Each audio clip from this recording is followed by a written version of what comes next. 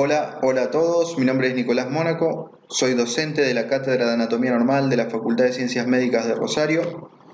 Estas son las vías de contacto en todas las redes sociales donde pueden encontrarnos. El tema que hoy nos convoca es pared abdominal, puntualmente la pared anterolateral del abdomen. Para enunciar los temas que vamos a tratar, establecimos estos puntos donde vamos a empezar con algunas generalidades de pared abdominal para luego enfocarnos puntualmente en la pared anterolateral, el conducto inguinal y su constitución, irrigación e inervación y la topografía abdominal de superficie, que es fundamental para dirigir el examen físico abdominal. La pared abdominal, entonces, podemos encuadrarla conceptualmente diciendo que la cavidad abdominopelviana se encuentra dividida en un continente y un contenido. El continente es aquel que limita las paredes de la cavidad. Bien, son todas esas estructuras que dan límite a la cavidad abdominopelviana. Y el contenido son todas las estructuras que se encuentran por dentro, las vísceras y demás. La pared, como vemos en este corte axial, vamos a ver que en la parte posterior tiene distintos planos musculares y en la porción anterolateral, que es la que vamos a describir hoy, también tiene distintos planos desde la superficie a la profundidad. Entonces todo esto representa el continente y acá tenemos el contenido. Bien, lo otro a tener en cuenta es que en esta parte anterolateral puntualmente vamos a tener distintos planos constituidos por músculos que acá vemos, por ejemplo, transverso, oblicuo menor y oblicuo mayor. El recto anterior o recto mayor se encuentra acá hacia adelante, próximo a la línea media, y son estos los que vamos a ir describiendo poco a poco. Entonces, en la pared abdominal, su constitución general tiene una pared superior, una inferior, una posterior, bien, la superior es diafragmática, la inferior es perineal, y la posterior es lumboilíaca. La que vamos a ver hoy está anterolateral, constituida por músculos largos y músculos anchos. Dentro de los músculos largos tenemos al recto mayor y al piramidal. Y dentro de los músculos anchos, al transverso, al oblicuo menor, que es el más interno, y al oblicuo mayor, que es el más externo. Acá vemos en esta imagen la pared superior, representada por el diafragma, con esa clásica forma de cúpula, dividiendo la cavidad abdominopelviana de la cavidad torácica. La pared inferior, cerrando por debajo la cavidad pelviana, constituida también por distintos planos musculares, constituida en definitiva por el periné. Y la pared posterior o lumboilíaca, que tiene estructuras específicas también y que cierran por detrás la cavidad abdominal. Pared anterolateral, y este es el tema que vamos a ir desarrollando. Tiene planos superficiales y planos profundos. Dentro de los planos superficiales, la piel, el tejido celular subcutáneo, la fascia superficialis. Y dentro de los profundos, el plano músculo-aponeurótico, la fascia transversalis y el peritoneo parietal. De todos estos, vamos a desarrollar muy bien el plano músculo-aponeurótico, que es el que verdaderamente da cierre y da sostén y da función a esta pared anterolateral del abdomen. Planos superficiales entonces. Tenemos la piel, el tejido celular subcutáneo y la fascia superficialis o de revestimiento superficial. La piel con la epidermis y la dermis, el tejido celular subcutáneo con el panículo adiposo y las capas que subyacen, que se encuentran próximas a la fascia superficialis, y esta ya próxima o justo por encima de los planos profundos, que son los que vamos a ver ahora. ¿Cuáles son estos planos profundos entonces? Bueno, músculos largos y músculos anchos son los que van a constituir este plano músculo-aponeurótico. Los músculos largos dijimos el recto mayor, el piramidal, y los anchos el transverso, oblicuo menor, oblicuo mayor. Vamos a empezar por los músculos largos. El músculo recto mayor, que es el que vamos a describir, y el músculo piramidal. El músculo piramidal no lo vamos a describir, es un músculo inconstante, un pequeño músculo de forma triangular que se encuentra hacia afuera y muy cerquita de la pelvis, hacia afuera del recto mayor y muy cerquita de la sínfisis pubiana, que no lo vamos a mostrar en una imagen. Sí vamos a hacer bastante hincapié en el músculo recto mayor, que acá lo vemos, miren, próximo a la línea media, señalado en este esquema, insertándose en la parrilla costal, en la pelvis también, y ahora vamos a ir viendo un poco todo eso, próximo a la línea media, bien anterior, uno a cada lado, ahí señalados, y con un rafe intermedio entre distintos cuerpos musculares, lo que hace que sea un músculo dentro de la clasificación que utilizamos en las generalidades, es un músculo poligástrico. Bien, poligástrico. ¿Cuáles son las inserciones del recto mayor? Bueno, se va a insertar en la parrilla costal a nivel del quinto, sexto y séptimo cartílago costal y el apéndice sifoides. Bien. Y en el hueso coxal, en la espina del pubis y en la sínfisis pubiana también. Ahora, tiene a nivel de la inserción costal distintas digitaciones. Bien, cada una de estas inserciones a nivel del quinto, del sexto y del séptimo cartílago costal se van a hacer a partir de digitaciones musculares. Hacia abajo, en el hueso coxal, la terminación se va a dar en dos pilares, en dos haces, que va a ser un haz interno y un haz externo. Esto es muy importante porque el haz externo vamos a ver que tiene una dependencia que es hacia afuera, una prolongación, una extensión lateral que va a constituir el ligamento de Henle. Acá lo vemos. Primero vemos al recto mayor en esta imagen que pareciera estar completamente cubierto por una estructura blanquecina que es ni más ni menos que aponeurosis y que luego de abierta esa aponeurosis podemos ver mucho más claramente la estructura muscular propia. Bien, ahora, ¿por qué se da? Porque este músculo recto está envainado, está envuelto, está envainado como un cuchillo, como una espada, en una vaina, valga la redundancia, aponeurótica. Bien, y yo para poder verlo, para poder acceder a la vista anterior del músculo, tengo que abrir esa vaina de los rectos que estudiaremos más adelante. Bien, acá lo vemos entonces insertándose en la parrilla costal y en el pubis. Siempre recordando, y después lo vamos a ver más adelante, que es a través de dos haces, uno interno y uno externo, del cual se va a desprender el ligamento de Henle. Acá vemos una imagen cadavérica, está rebatida,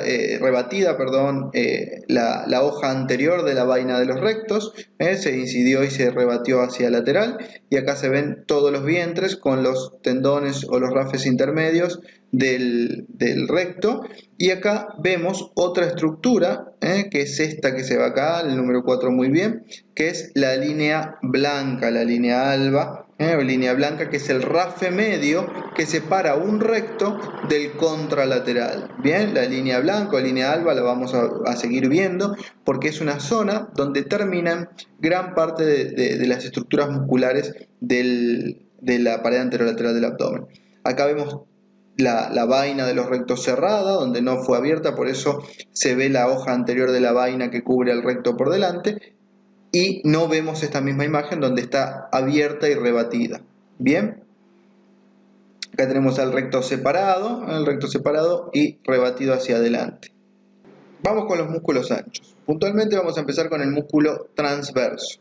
El músculo transverso, como lo vemos acá, tiene fibras en un plano prácticamente horizontal, y como todos estos músculos anchos va a tener un componente carnoso, un componente muscular y una expansión aponeurótica. La expansión aponeurótica se dirige hacia adelante y hacia adentro en busca de la línea media, de la línea blanca, donde generalmente va a terminar. En el caso puntual del transverso, las inserciones se van a dar en la parrilla costal, en la columna lumbar, en la cresta ilíaca, y vamos a ver que hay una estructura que es esta que está acá, que vamos a ver mejor más adelante, que es el arco crural o arco femoral, que es una expansión aponeurótica, fibrosa, una cinta, una estructura que se dirige de la espina ilíaca anterosuperior a la espina del pubis. Esta estructura fibrosa, cintada, va a permitir que se inserte el transverso, pero con la particularidad de hacerlo en la porción más externa, y luego va a dejar una zona sin inserción, va a dar como un salto para insertarse de nuevo en la parte más interna o medial, más próxima a la espina del pubis y la sínfisis pubiana. Esta zona, donde el transverso se expande, tiene la expansión aponeurótica que llega hasta el arco femoral y hasta la línea blanca, la va a compartir con el oblicuo menor y va a constituir lo que conocemos como tendón conjunto.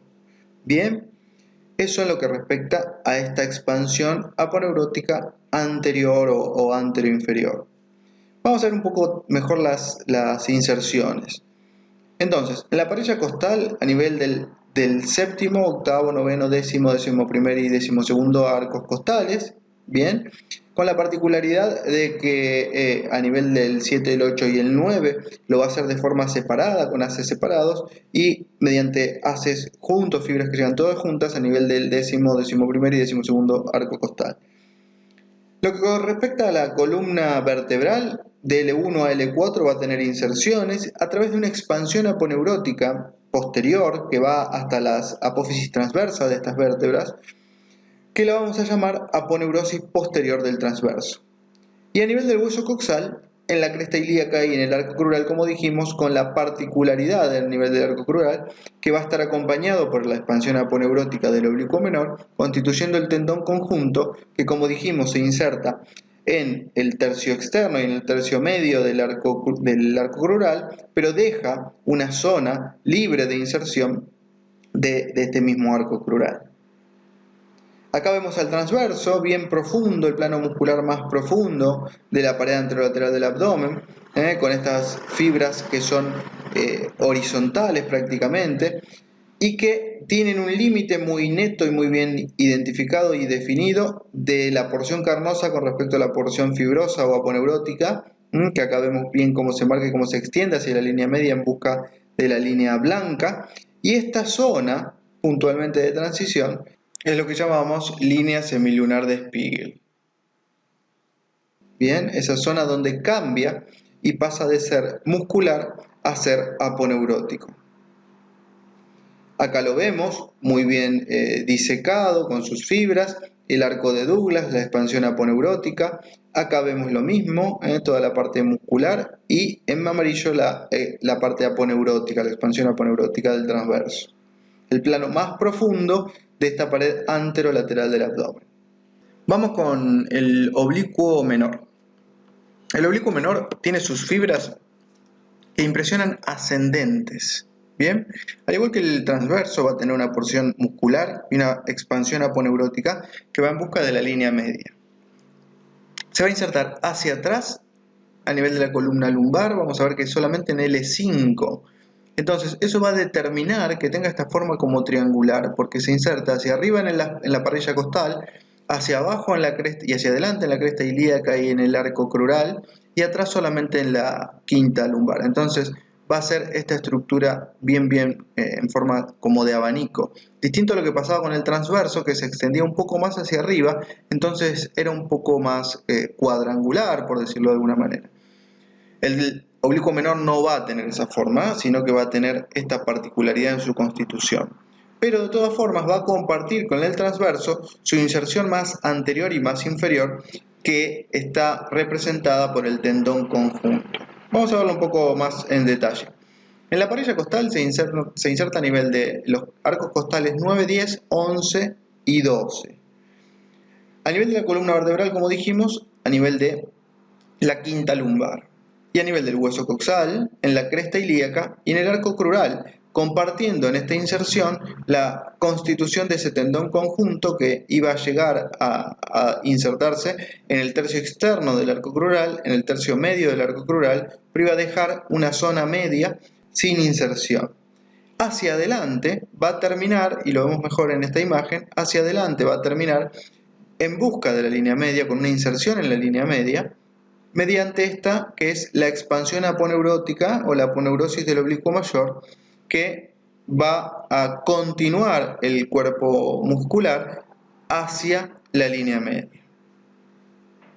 Acá lo vemos en una disección cadavérica, vemos como las fibras ascendentes parten de la cresta ilíaca y van hacia arriba en busca de la parrilla costal. Y acá tenemos la aponeurosis del oblicuo menor, que se va a dirigir hacia adelante y hacia adentro en busca de esa línea blanca, línea media, que también habíamos visto con el transverso y con el recto anterior. Pero miren esta particularidad en este esquema, cómo luego de esta zona muscular, de este cuerpo muscular, la expansión aponeurótica va a tener una particularidad. Fíjense, acá está el ombligo, ¿no? cuando se expande esa aponeurosis del oblicuo menor, se divide en un punto y forma una estructura tubular aponeurótica por donde vamos a encontrar transitando al recto mayor. Esto ya se ve en este esquema, la forma, y se puede empezar a entender el concepto de la constitución de la vaina de los rectos. Parte tiene que ver con que esta aponeurosis del oblicuo menor se abre en dos hojas, una posterior y una anterior, y constituye parte de lo que es la vaina de los rectos. Estas dos hojas se continúan y se juntan en la línea blanca. Ahora el músculo oblicuo mayor. Bueno, fíjense, las fibras del oblicuo mayor que nacen en la parrilla costal, luego se insertan también en la cresta ilíaca y en el arco crural, no se insertan en la columna lumbar como lo hacía el transverso y el oblicuo menor.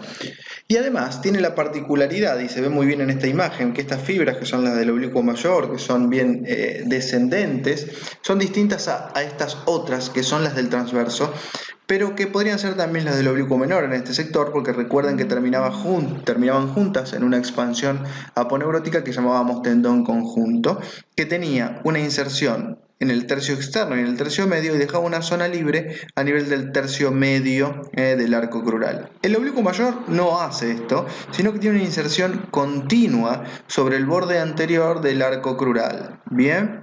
Y hacia la línea media, siempre terminando en la línea alba como el resto de los músculos anchos del abdomen. Puntualmente vamos a ver, en la parrilla costal se inserta en los arcos costales del 5 al 12, ¿bien? Y en el hueso coxal a nivel de la cresta ilíaca y del arco crural que ya habíamos nombrado.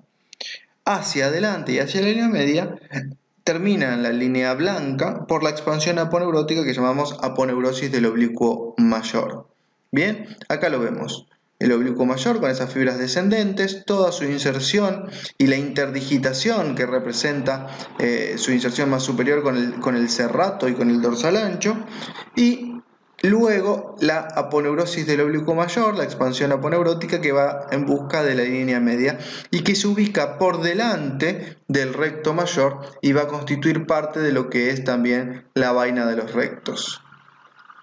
Acá vemos el oblicuo mayor, la interdigitación que describimos anteriormente, las fibras bien descendentes ocultan por completo el arco crural, el componente muscular y la aponeurosis del oblicuo mayor. ¿Cuál es la particularidad del oblicuo mayor en relación con el arco crural? Bueno, miren, en este corte, que es un corte parasagital, vamos a ver. Este es el arco crural, esta estructura es el arco crural, esa cinta que está transitando ahí es el arco crural. Hacia allá estaría la espina ilíaca anterosuperior y hacia acá estaría la espina del pubis. El oblicuo mayor baja por delante y se encuentra con el arco crural. Entonces, desciende y constituye esta forma arqueada, con una concavidad posterior o posterior-superior, hasta relacionarse con el arco crural. Esto determina que constituye un espacio donde va a representar la pared anterior. Bien, vamos de nuevo. Acá es la parte más superficial, donde tiene la piel, el tejido celular, la fascia superficial y todas las estructuras superficiales. Y este es el plano músculo aponeurótico, el plano profundo. Por ende, este va a ser el oblicuo mayor, este va a ser el oblicuo menor y este va a ser el transverso. En la cintilla pubiana o arco crural teníamos la espina ilíaca anterosuperior allá y la espina del pubis acá, hacia adelante, hacia esta zona. Esta extensión iba a representar una inserción del tendón conjunto en su extremo más externo y en su extremo más interno. Como acá la estamos cortando justo donde el transverso y el oblicuo mayor pegan ese salto en su inserción, ¿se acuerdan que pegaba como un salto en la inserción? Los vemos sin contacto con la cintilla iliopubiana o el arco crural, lo vemos sin contacto. Esto representaría el tendón conjunto. En cambio, el oblicuo mayor sí llega a tocar el arco crural y de hecho se arquea para llegar hasta él. Y de esa forma constituye un espacio comprendido hacia adelante por el oblicuo mayor, hacia arriba por el tendón conjunto, hacia abajo por el arco crural y hacia atrás por esta estructura que después vamos a ver, que es la fascia transversalis.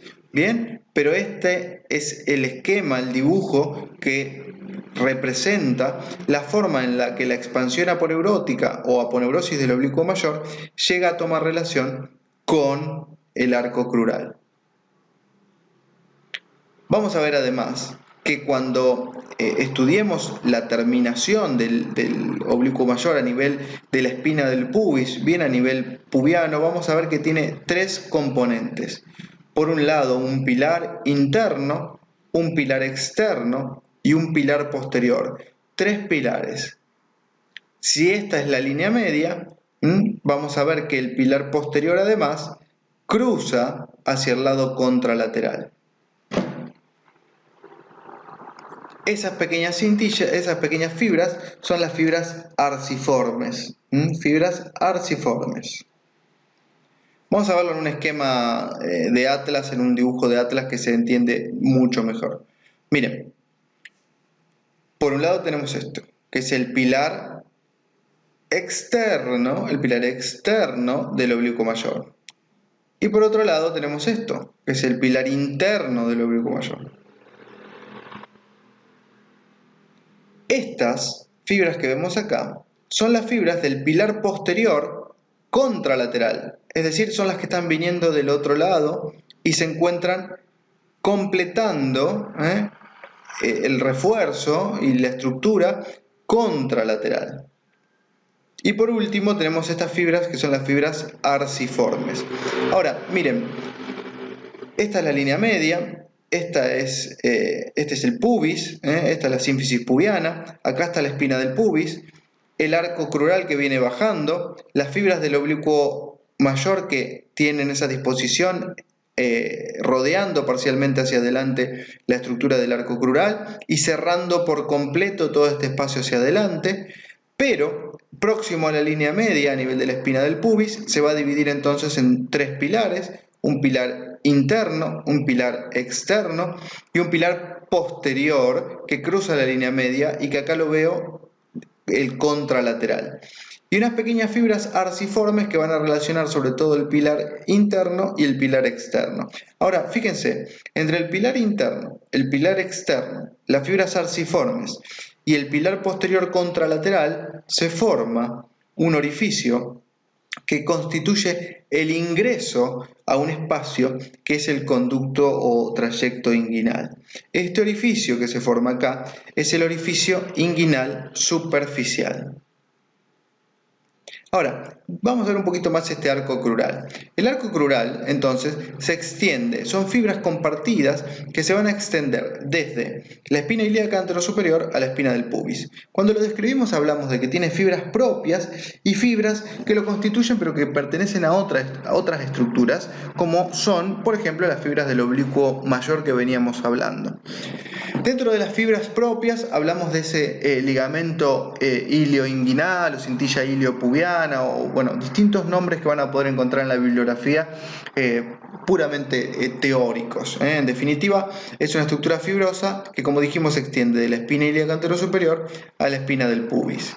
Este arco crural, que ahí está marcado, va a recorrer toda la extensión, pero se va a relacionar de distinta manera de acuerdo a los músculos que estemos analizando. Entonces, el oblicuo mayor, que acá baja bien anterior, fíjense que si yo lo corto a este nivel, la misma imagen que vimos antes, lo corto para sagital, veo la cintilla iliopubiana o arco crural y veo el oblicuo mayor dirigiéndose bien anterior y cerrando por delante este espacio, ¿bien? Haciendo esto.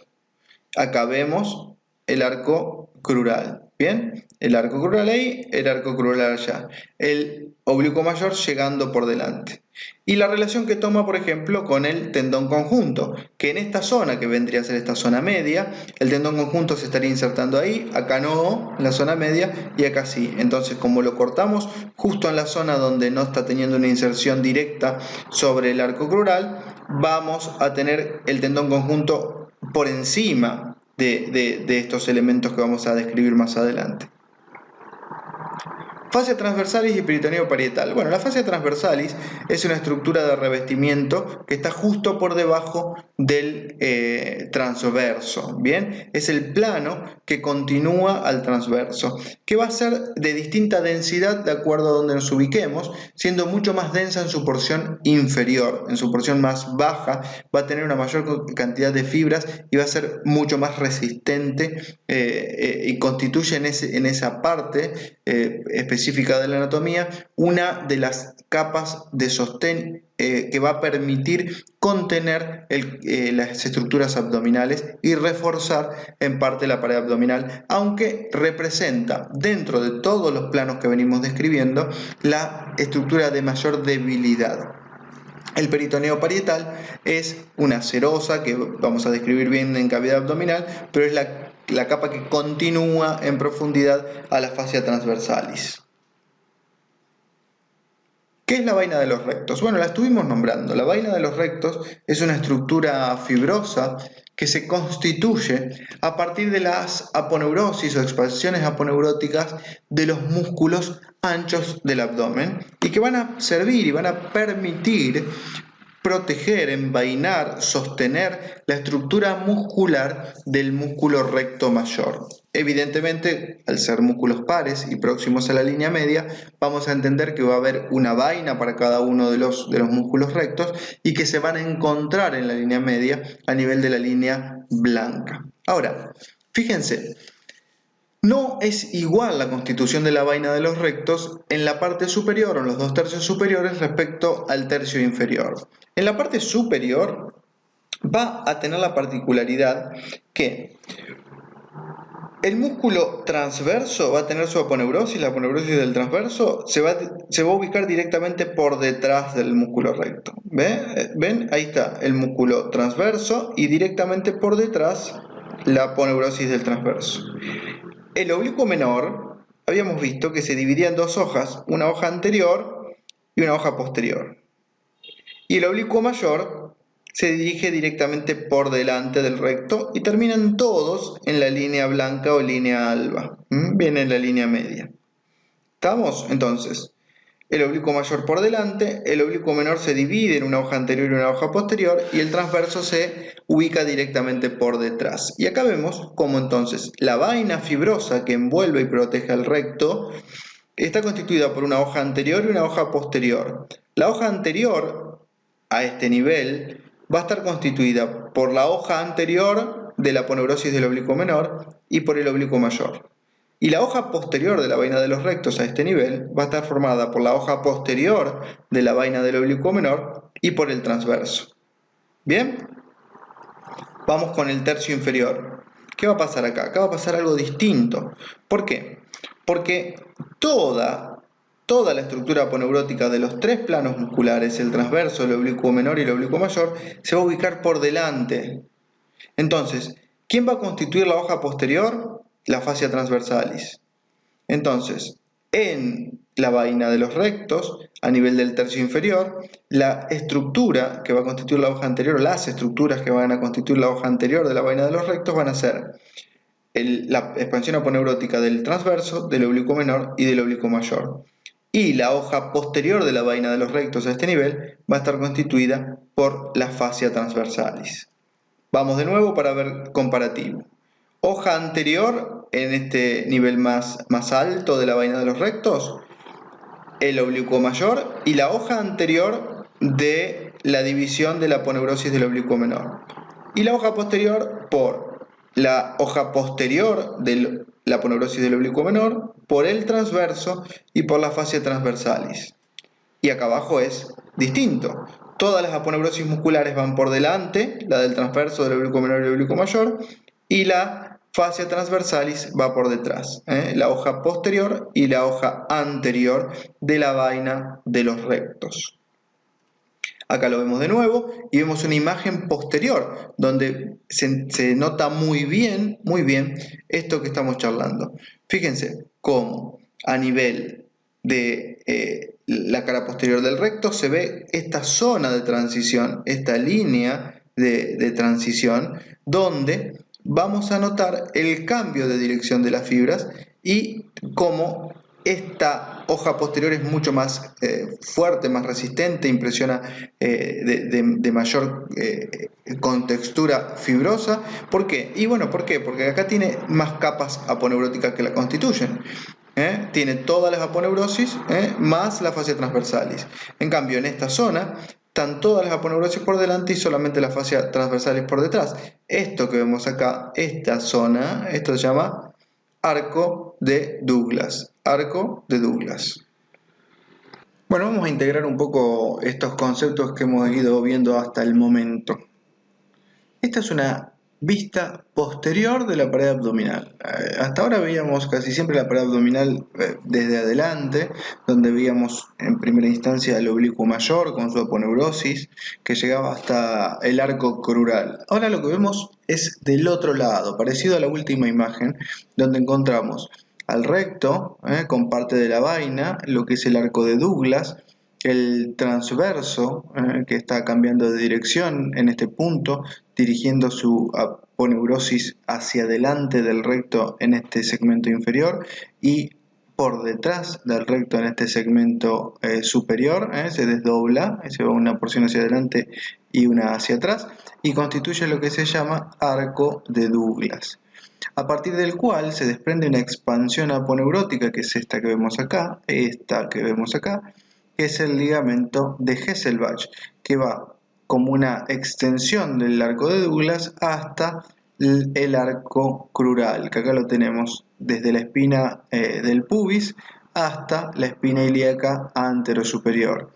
Por debajo tenemos esta zona donde van a pasar los vasos femorales, y por encima tenemos lo que es propiamente la pared anterolateral del abdomen, con el transverso que se ve muy bien acá en esta línea de transición entre la parte muscular o carnosa y la aponeurosis del transverso desdoblándose, como dijimos. Bien, esta, recordemos que era la línea que también podíamos identificar, que era la línea semilunar de Spiegel. Bien, y acá vemos lo mismo, pero cubierto por la fascia transversalis.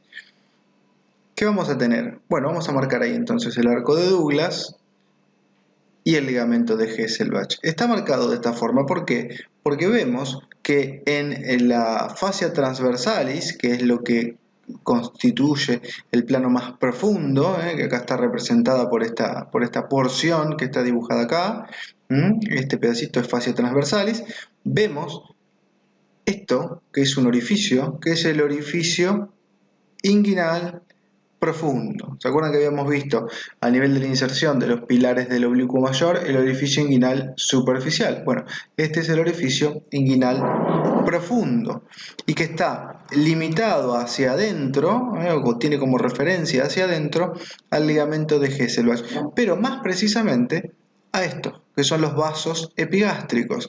Estos vasos epigástricos acompañan en su recorrido al ligamento de Hesselbach, o viceversa, el ligamento acompaña a los vasos epigástricos. En definitiva, tanto los vasos epigástricos como el ligamento de Hesselbach marcan la referencia para delimitar el orificio inguinal profundo, que se encuentra constituido en el espesor de la fascia transversalis. ¿Bien? Acá vemos de nuevo lo mismo y vemos en una imagen de una cirugía, en una imagen de una laparoscopía para una cirugía de reparación de hernia inguinal, una hernioplastia inguinal videolaparoscópica. Tenemos la referencia del arco crural, ahí marcado también. Estos, que son los vasos epigástricos, que están acá marcados, bien, y el orificio inguinal estaría aproximadamente a este nivel, bien.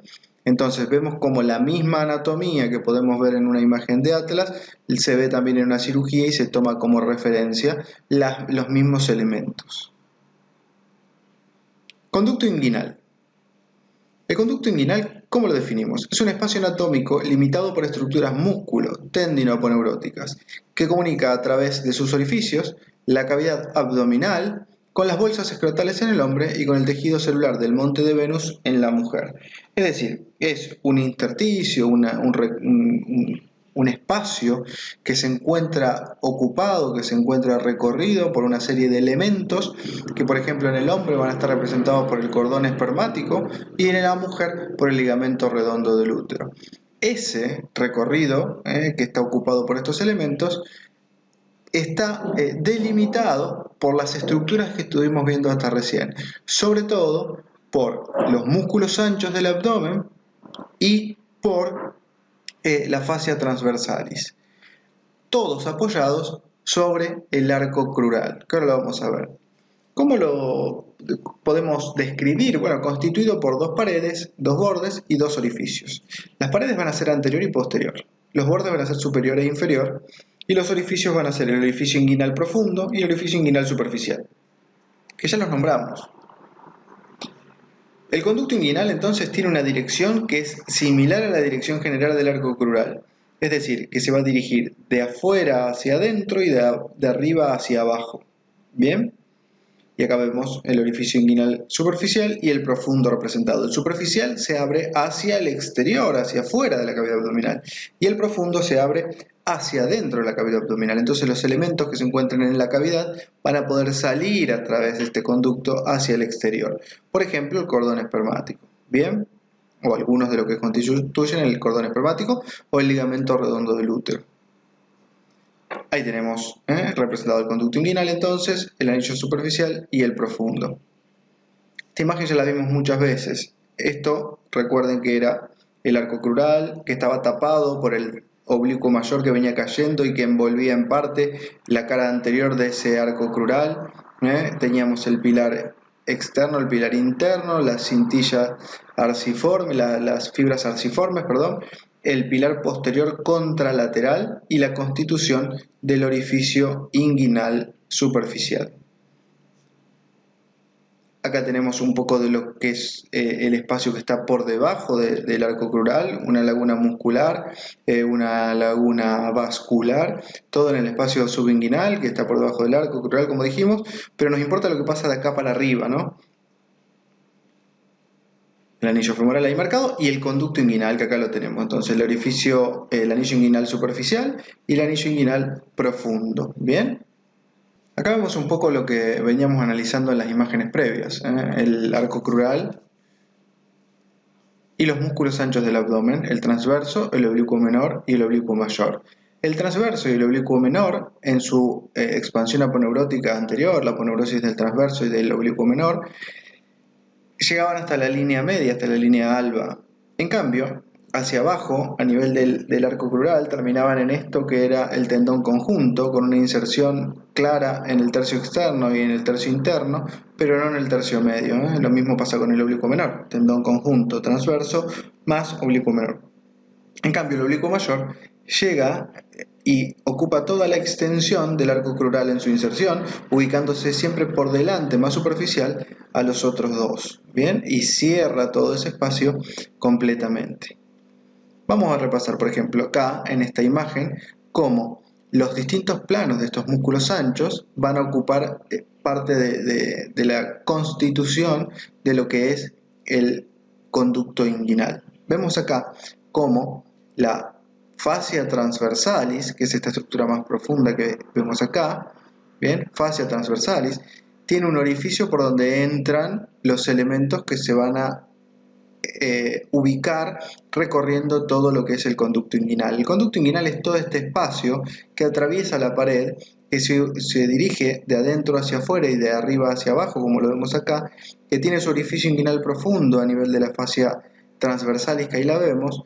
Después vemos al transverso del abdomen y al oblicuo menor, cómo se juntan para formar el tendón conjunto y sus expansiones aponeuróticas anteriores pegan ese salto que constituye parte del conducto inguinal. De hecho, constituyen, fíjense cómo forma una estructura que pasa por encima de los elementos del conducto, por ende, se habla que estas estructuras, más precisamente el tendón conjunto, es quien forma el techo del conducto inguinal. Bien, forma el techo ahí y ahí del conducto inguinal. Bien, y por otro lado, el oblicuo mayor que viene bajando acá viene anterior, cae por delante, cierra por completo el espacio, cierra por completo hacia adelante el espacio este. Por ende, hablamos que este constituye la pared anterior. Bien, entonces, pared anterior, techo, que ahí lo vemos bien, y pared posterior, la fascia transversalis. Que además acá podemos ver otra cosa y que no tiene directamente que ver con el conducto inguinal. Vemos al recto con el piramidal, acá en la línea media, la línea blanca, la fascia transversalis formando la hoja posterior de la vaina de los rectos, bien, solita a ese nivel, y la hoja anterior de la vaina de los rectos en este tercio inferior, constituida por las aponeurosis del oblicuo menor, del transverso, acá, y del oblicuo mayor, la hoja anterior de la vaina de los rectos. Volvemos al conducto inguinal, entonces acá teníamos el oblicuo mayor con su pilar externo, su pilar interno, las fibras arciformes y el conducto, y el anillo inguinal superficial. Anillo inguinal superficial del conducto inguinal. Y acá lo vemos por planos. Miren, el transverso, el paso que hace por encima de las estructuras que atraviesan el conducto inguinal, esto, por eso forma el techo, junto con el oblicuo menor, que también pasa por encima de estas estructuras y forman el tendón conjunto, constituyendo el techo del conducto inguinal. En cambio, el oblicuo mayor baja, se engancha de cierta forma en ese borde anterior del arco crural, entonces cierra por delante el espacio comprendido por estas estructuras de la pared abdominal. Si hacemos un corte a este nivel, si hacemos un corte parasagital a este nivel, es una imagen que ya vimos. Entonces, ¿qué vamos a tener? La fascia transversalis hacia atrás, los elementos del cordón espermático, en este caso acá ocupando esta zona, que este es el conducto inguinal, este sector es el conducto inguinal, limitado entonces por la fascia transversalis hacia atrás, por el tendón conjunto, es decir, transverso y oblicuo menor hacia arriba, y por el oblicuo mayor hacia adelante, constituyendo la pared anterior. El piso está formado por esta estructura, que ya la vimos un montón de veces, y que es el arco crural. Bien, entonces este espacio comprendido entre los músculos anchos del abdomen, la fascia transversalis, es el conducto inguinal. Bien, ¿cuáles son sus elementos, entonces sus paredes? Bueno, tiene un techo formado entonces por el oblicuo menor y el transverso, una pared anterior formada por el oblicuo mayor, un piso formado por el arco crural y una pared posterior formada por la fascia transversalis, que de hecho acá la vemos con algunos otros elementos que describimos, entre ellos ahora el que más nos importa, el orificio inguinal profundo. Vemos los elementos del cordón espermático, el conducto deferente y los vasos espermáticos, y vemos además, que ya no tiene directamente que ver con el conducto, pero se ve muy claro acá, el ligamento de Hesselbach y los vasos epigástricos. Estos son los vasos femorales, otra región que no viene al caso en este momento. Entonces, si vemos todo desde la pared posterior del abdomen, como veníamos viéndolo anteriormente, lo que tenemos ahora es que analizar, en base a todos estos elementos que estuvimos estudiando, el orificio inguinal profundo puntualmente y el ligamento de Hesselbach, todas las expansiones aponeuróticas y demás, vamos a analizar que, por ejemplo, hay zonas que van a tener más fortalezas y otras más debilidades. Puntualmente, como veníamos hablando de conducto inguinal, vamos a ver que a nivel del orificio inguinal profundo va a ser una zona de debilidad. ¿Qué quiere decir? Que al aumentar la presión intraabdominal, cualquier elemento que no sea los del cordón espermático puede ingresar por acá, puede ingresar por este sector y ubicarse en el conducto inguinal, incluso hasta asomar y aparecer por el orificio inguinal superficial. Esto hace que esta zona sea de cierta debilidad. Lo mismo pasa con la zona media, porque en la zona media el arco que se forma a este nivel en un plano más profundo, más superficial, que se forma a partir del tendón conjunto que se va a insertar acá y ahí, pero no en la zona media, va a hacer que haya menos capas, porque acá vamos a tener solamente la fascia transversalis, el oblicuo mayor y los planos superficiales. Entonces va a ser mucho más delgada la pared a este nivel, cosa que no pasa en la zona media.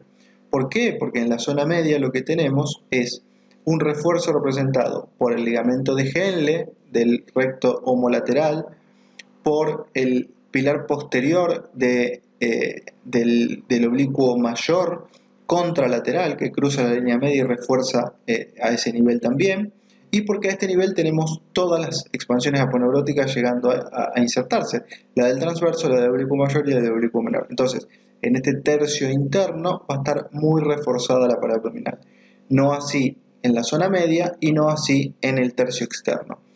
Cuando el contenido abdominal empuja la pared abdominal hacia adelante y ese contenido tiende a vencer la resistencia de la pared, puede hacerlo por acá o por acá. Si es por esta zona, la protrusión que genera el contenido abdominal se va a constituir, y esto se va a ver mejor en cirugía, lo que son las hernias inguinales directas, ¿bien? Porque empuja directamente sobre la pared abdominal. En cambio, las que se introduzcan a través del conducto inguinal y salgan a través del orificio inguinal superficial, esas que hacen todo el recorrido son las hernias inguinales indirectas, ¿bien? Y esto tiene que ver con la constitución de la pared y de la región inguinocrural en general. Ese es el orificio inguinal profundo. Y acá vamos a ver el orificio inguinal superficial. ¿Qué vemos acá? El orificio inguinal superficial ya lo vimos un montón de veces en imágenes anteriores, constituido. Bueno, repasamos el pilar externo del oblicuo mayor, el pilar interno del oblicuo mayor, el pilar posterior contralateral y las fibras arciformes. Entonces, entre el pilar posterior del contralateral, el pilar externo y el pilar interno homolateral, las fibras arciformes, ahí se constituye el orificio inguinal superficial. El orificio inguinal profundo, ya lo vimos en la imagen anterior, está representado por una serie de elementos que van a delimitarlo de la siguiente manera. Siempre hay que tomar como referencia esto que habíamos hablado anteriormente, que es el arco de Douglas, el ligamento de Hesselbach y sobre todo los vasos epigástricos, porque son estos vasos epigástricos los que nos van a marcar la referencia para delimitar el orificio inguinal profundo. Entonces, en relación a las zonas de debilidad de la pared abdominal y de la zona inguinal, habíamos determinado que sobre las fascias superficiales, que era esta que teníamos acá, se iba a constituir el orificio inguinal profundo. Bueno, siempre que se encuentre por fuera de los vasos epigástricos la herniación, nosotros veamos un tumor herniario apareciendo, una bolsa herniaria que se constituye a este nivel, va a insinuarse en el orificio inguinal profundo, vamos a ver que va a ser por fuera de los vasos epigástricos. Entonces, siempre que sea por fuera de los vasos epigástricos, la hernia que se constituya va a ser indirecta, y cuando sea por dentro de los vasos epigástricos, la hernia que se constituya va a ser directa. Bien, todo en relación a la anatomía de esta región y sobre todo siempre tratando de interpretar la anatomía no solo en la vista anterior, sino en esta vista posterior de la región inguinocrural. Acá lo vemos de nuevo, vamos a repasarlo nuevamente, donde tenemos la fascia transversalis, el peritoneo parietal, la fascia transversalis a este nivel, el transverso, el oblicuo menor y el oblicuo mayor. El oblicuo menor y el transverso se juntan para constituir el tendón conjunto. El oblicuo mayor cae por delante de todos estos planos musculares y se inserta en el borde bien anterior del arco crural y terminan todos en la línea media, en este rafe que se constituye en la línea media. Bien, sabemos un poco lo que habíamos nombrado de la vaina de los rectos, la hoja posterior solo por fascia transversalis, la hoja anterior, en este caso por transverso y oblicuo menor y oblicuo mayor, vaina de los rectos, recto mayor y piramidal. Y volviendo a lo que es el conducto inguinal, tenemos el orificio inguinal profundo, el recorrido hacia abajo, hacia adentro y hacia adelante del conducto inguinal, el orificio inguinal superficial, constituido por el pilar externo y el pilar interno del oblicuo mayor, las fibras arciformes, y esto que se insinúa acá, que es parte del pilar posterior del contralateral, del oblicuo mayor contralateral, el cordón espermático emergiendo a ese nivel, y tenemos la pared posterior constituida por las fascias transversalis, la pared anterior constituida por el oblicuo mayor, el techo constituido por el tendón conjunto, acá desdoblado, el techo, el contenido, en este caso el cordón espermático, y no vemos el piso porque, bueno, no se llega a ver en este tipo de representación, pero que está determinado por el arco crural. ¿Cuál es el contenido del conducto inguinal en el hombre? Bueno, el conducto deferente, el ligamento de Cloquet, la arteria espermática, la arteria deferencial, los plexos espermáticos y los nervios abdominogenitales, ramas genitales y el génito crural, rama genital. Es decir, el cordón espermático más estructuras nerviosas que van a ser propias de la pared, que vamos a ver en otras diapositivas. Parte de la constitución del conducto inguinal tiene que ver con esto que han estudiado en embriología y que es el descenso testicular. El testículo, que se origina en la región lumbar, en la cavidad abdominal del embrión, desciende y al atravesar la pared abdominal, para ubicarse fuera, por una cuestión fisiológica, para poder sostener su función de generar espermatozoides, necesita tener 2-3 grados menos que los que tiene la cavidad abdominal. Entonces se dirige al exterior para ubicarse en la bolsa escrotal. Ese recorrido lo hace arrastrando las estructuras musculares y fibrosas de la pared abdominal. Entonces, al encontrarse consecutivamente con cada una de ellas, peritoneo, fascia transversal y oblicuo menor, transverso, oblicuo menor, oblicuo mayor, piel, planos superficiales en general, los arrastra. Y cada vez que empuja uno de ellos, va generando mayor cantidad de capas en su cobertura. Es por eso que nosotros encontramos tantas capas en la estructura del escroto, porque no es ni más ni menos que el resultado del arrastre de cada una de las capas de profundidad a superficie que el testículo se lleva consigo y elonga y estira y lo acompañan hacia el exterior para constituir la bolsa escrotal. Bien, entonces vemos cómo va cada una de las capas que va arrastrando el testículo, algunas inclusive se extienden y son prolongaciones claras de la estructura también de la bolsa escrotal. En definitiva, ¿cuál es el contenido, para volver al concepto original, del conducto inguinal en el hombre? Bueno, son los elementos del cordón espermático. Y en la mujer, el ligamento redondo del útero y las ramas nerviosas que ya habíamos descrito también en el hombre. El ligamento redondo del útero, recuerden que se dirige desde los cuernos del útero hacia adelante y es uno de los medios de sostén del órgano en la pelvis. Se dirige hacia adelante, transitan por el conducto inguinal y llegan hacia el monte de Venus hasta adelante. Bien, acá se ven muy bien, acá tenemos las trompas. Y este es el ligamento redondo que va en busca del orificio inguinal profundo, se mete en el espesor para salir de la cavidad abdominal y ubicarse en el monte de Venus. Y acá lo que vemos son los vasos epigástricos. Bien, siempre mediales al orificio inguinal profundo, los vasos epigástricos. Bien, lo mismo de este lado. Ahí está entrando, vasos epigástricos, orificio inguinal profundo. Esta es la zona de las hernias indirectas, esta es la zona de las hernias directas. Conducto inguinal, bueno, la anatomía clínica, se puede hacer la palpación de este conducto, es muy simple, se busca a través del escroto más fácilmente, se puede palpar también en la mujer obviamente, pero se busca un punto bien bajo, próximo a la sínfisis pubiana, donde se ubica el orificio inguinal superficial y se puede palpar, se puede introducir el dedo claramente dentro del conducto inguinal para poder reconocer la aparición de alguna estructura herniaria, de una tumoración herniaria, ya sea totalmente exteriorizada o que se insinúe en la profundidad del conducto sobre la pared posterior.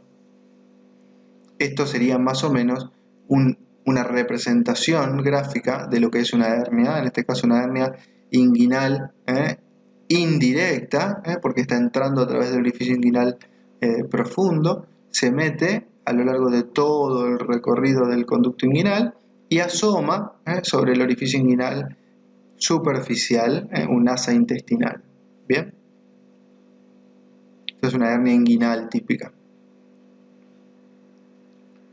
como puede ser esta, esa otra inguinoescrotal o esta otra inguinoescrotal gigante. O sea, todas estas hernias tienen un recorrido a través de la región inguinal o inguinocrural, en este caso particularmente hernias probablemente de tipo indirecto o mixtas, directo y directo, que llegan a través de la pared abdominal hasta el exterior para ubicarse en el escroto. Bien, esto es todo el escroto totalmente dilatado, totalmente elongado y que ha cedido todo tipo de resistencia a esa pared abdominal.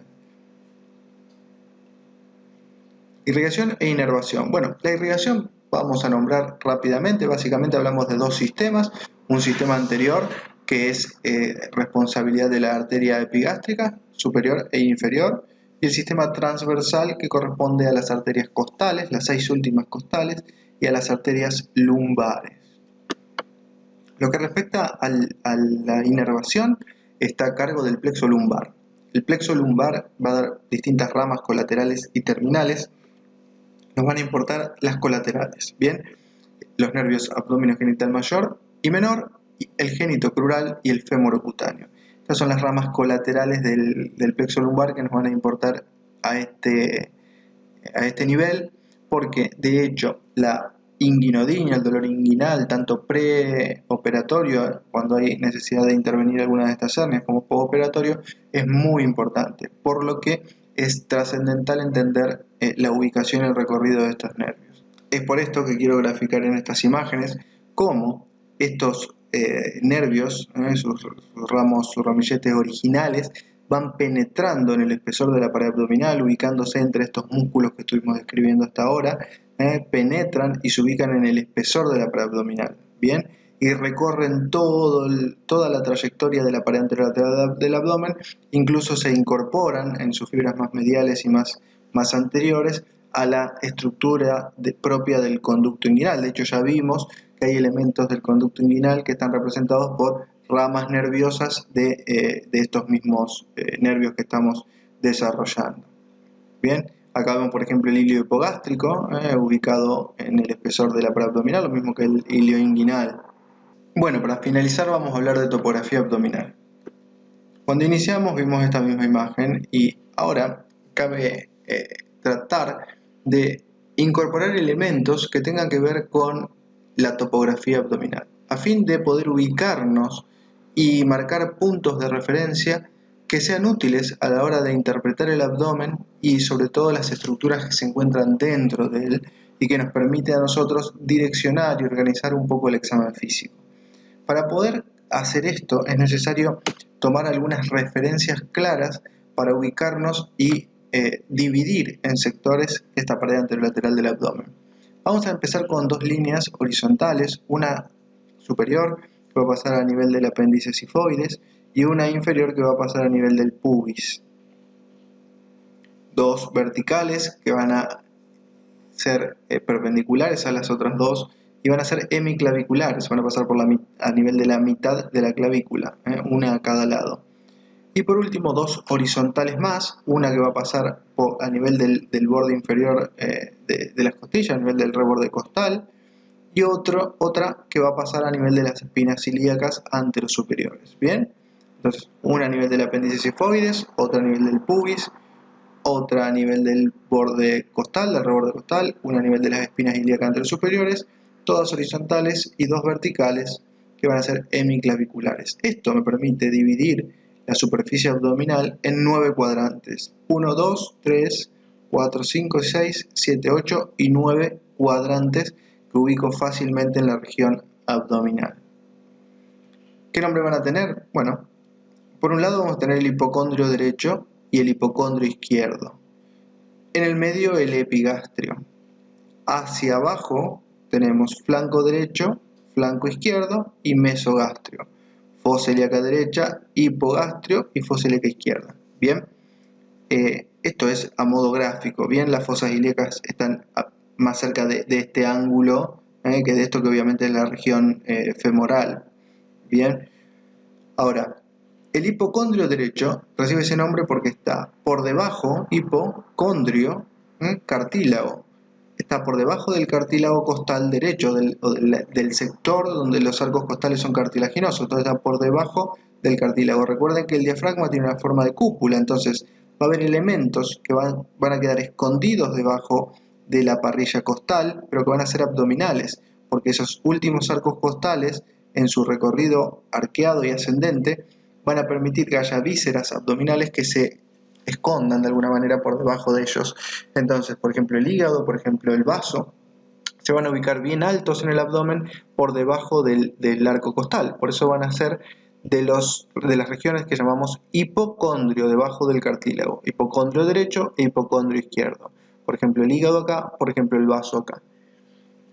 Flanco, los dos flancos, las zonas laterales, y las fosas ilíacas, que están un poquito más acá, como les decía, fosa ilíaca derecha y fosa ilíaca izquierda, que corresponden a la fosa ilíaca que habíamos estudiado en el hueso coxal cuando estudiamos osteología.